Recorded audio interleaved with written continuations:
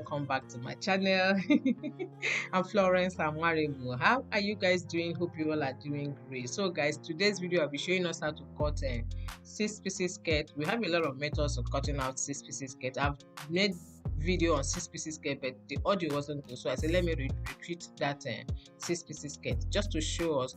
Before we go ahead with the video, I really want to appreciate each and every one of us. Thank you for supporting your girl. I appreciate you. Love you guys. If today is your first time coming across my video, thank you for tuning in. Please don't make today your last. Subscribe, give me a like, leave me a comment in the comment section. God bless you as you do so. So guys, the first thing I did was to go ahead and get the length of the skirt. I will now go ahead and get my measurement from waist to knee, 2 inches above the knee, 2 inches above the knee. So I folded this fabric on fold. I'll be cutting the front and back panel together with the zipper allowance. Just I'm showing you guys right now. I had a 1.5 inches for the zipper allowance with the front on top. So the down part of the skirt, I used 13 inches for the wideness of the skirt. So I went ahead to have my nipple to nipple measurement to cut these 6 pieces. Nipple to nipple measurement is 8 inches. I divided it by 2, which gives me 4 inches. So I marked 4.5 inches for stitching allowance. I mean ½ inch for stitching allowance, which gives us 4.5. So I will connect that point at the knee to the down of the skirt. Remember guys, I put this down 13 inches, 12 inches, whichever one you want on it, depending on how how wide you want the down part to be. You can use 10, you can use 12, you can use 13. So I use 13 at the lower part of the skirt because I want it full. So I connected that point, the knee length, to the length of the skirt.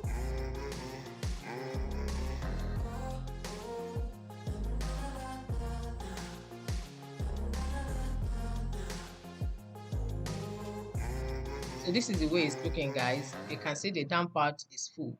So the next I will do is to go ahead to cut out the remaining 4 parts. Well, remember we have a 2, the front and the back. So we have 2 already. We need 4 more. So I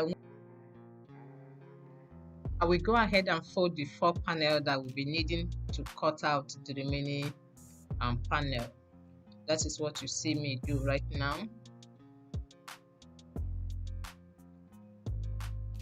So the other excess right there is not aligned, so I will cut out any excess I have right there.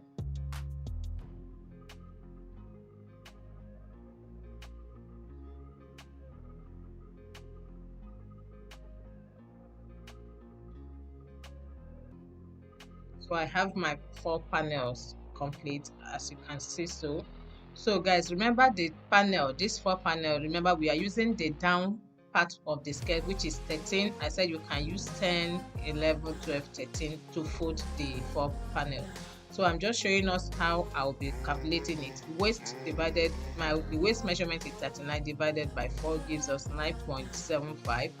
Remember to remove the nipple to nipple measurement, which is 4.25. Whatever it gives you, add your sewing allowance. In this case, it gave me 5.5. Then I added the 2 inches allowance to it, which gives us 7.5. So I'll be using that 7.5 to cut out the waist measurement.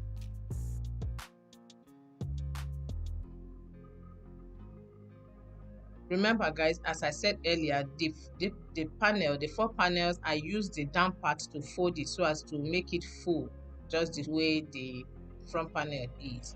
So at this point, I'll be getting the midline of this of the length of the width of this of the fabric. So remember guys, I folded the 13 inches, so the midline, I'm having the midline, so I will centralize whatever measurement I'm going to impute. So I'm centralizing the midline of 13 inches. Now it's time for us to impute the waist measurement. The 7.5, we'll have to centralize it in the middle of that line. We have to centralize that 7.5.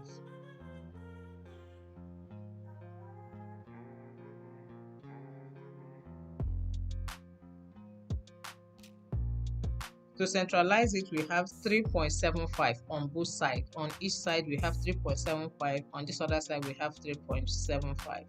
So the next I did was to get the length of my nail length. Remember, your nail length, whatever you have, you go up by 2 inches above the nail length. So I'll be doing the same for the hip measurement. The hip measurement is 46 divided by 4 gives us 11.5. 11.5, we take away 4.5 that we had, will give us 7.25.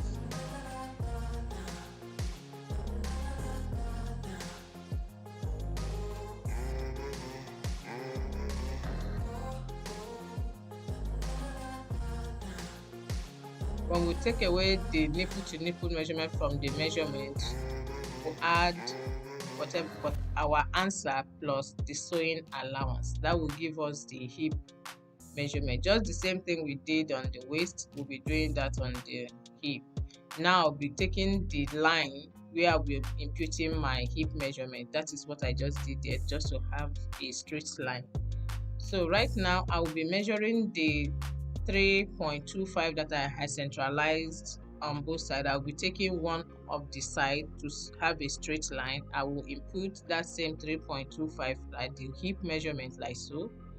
I will impute it at the knee measurement also, and I will have a straight line. I'm just transferring the waist measurement just on one side, not on both sides, on one side.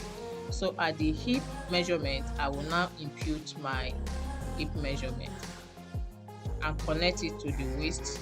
You can use your French curve to have the curve at the lower side. What I'm doing right now, I'm just trying to have a curve. You can use your French curve to make a curve like so.